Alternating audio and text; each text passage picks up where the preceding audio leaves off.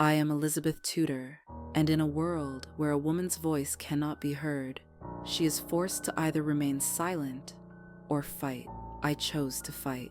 I was born in 1533, and they named me Elizabeth.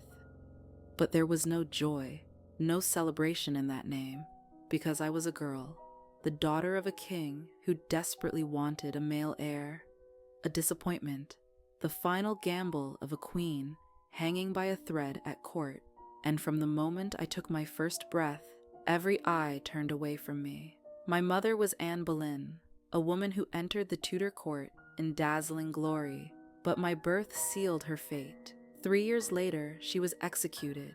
Treason, incest, witchcraft. They accused her of everything, but the truth was far simpler. She hadn't given birth to a son, and for a woman in Tudor England, that alone was enough to sign her death warrant. I didn't understand my mother's execution, but I felt its shadow for the rest of my life. My name was erased from the royal line. I was exiled, once the daughter of a queen, now declared illegitimate.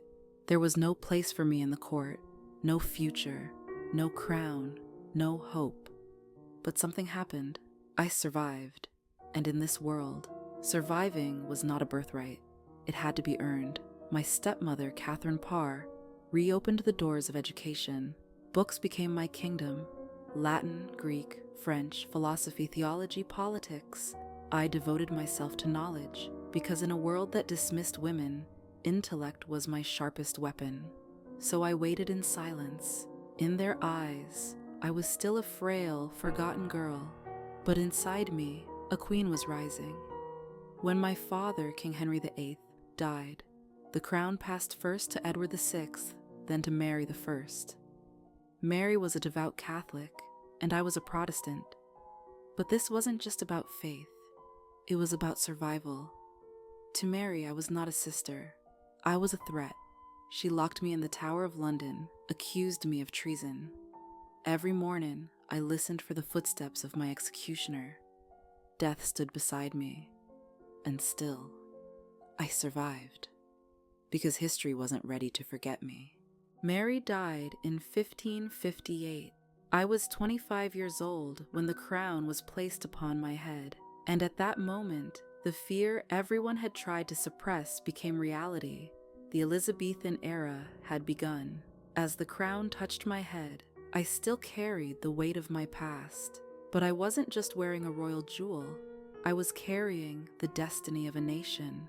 England was torn by religious wars, poisoned by court intrigues, and its people were without hope.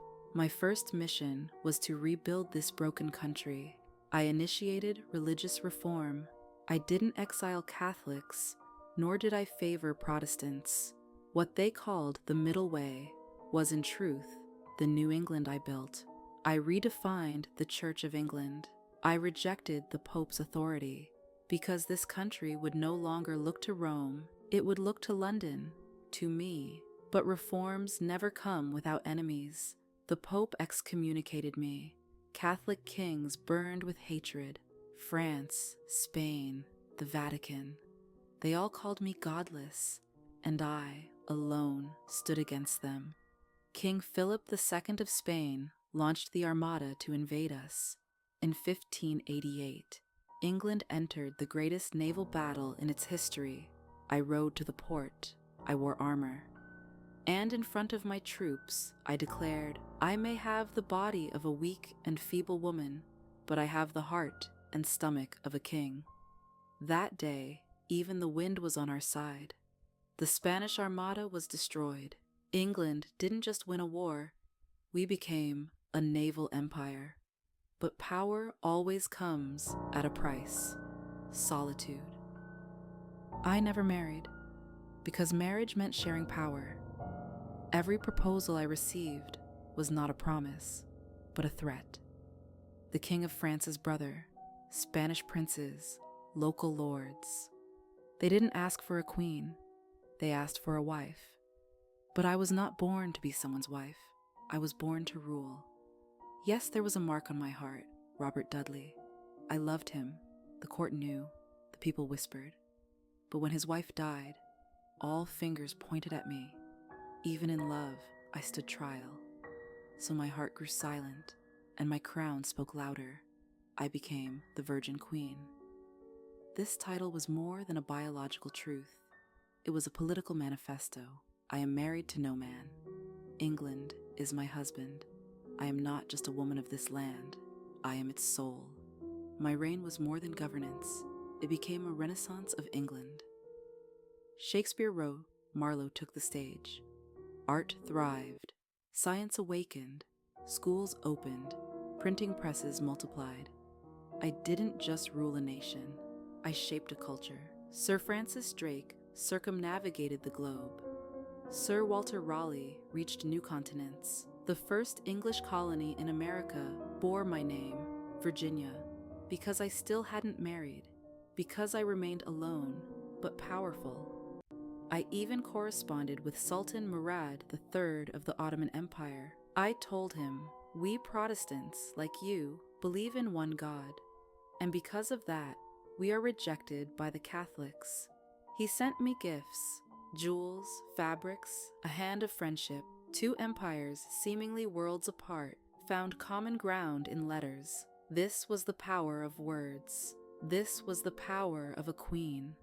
But time wears down even the strongest rulers. At the age of 29, I fell ill with smallpox. Scars remained on my face. I hid them beneath a white makeup made of lead. Though that very makeup slowly poisoned me, my beauty became legend. But I knew the truth. Each morning, as I looked into the mirror, death felt one step closer. My most loyal advisors passed away. My friends disappeared. Those who entered the palace no longer looked to me with loyalty. They eyed the throne I sat upon. And then one morning, I woke with a sharp pain in my throat.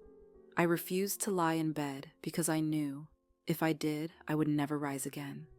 So I sat on the cold stone floor all day, silent, eyes lost in the distance. It was the end. But one final decision remained. My heir, James, King of Scotland, the son of my cousin, Mary. Yes, his mother betrayed me, but he could become the hope of a united England and Scotland. Before my final breath, I named him my successor. And then, on March 24th, 1603, at the age of 69, I closed my eyes for the last time.